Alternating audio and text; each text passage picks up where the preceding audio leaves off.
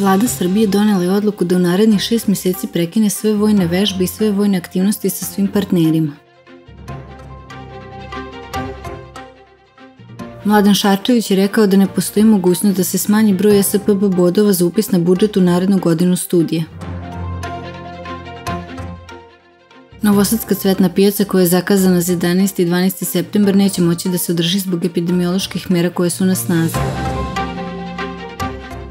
Uhapšen je NP49 u Novom Sadu zbog postojanja osnova sumnje da je učinio krivično delo nedozvoljene polne radnje. Jednog tinejdžera je piton ugrizao za penis dok je sedeo na toaletu u svom domu u Tajlandu. Terensko vozilo Zastava NTV tokom decembra 2019. godine uvedeno je u naoružanje Vojske Srbije. U sredu je izbio požar u migrantskom kampu Moria na ostrvu Lesbos, a uzrok požara još uvijek nije poznat.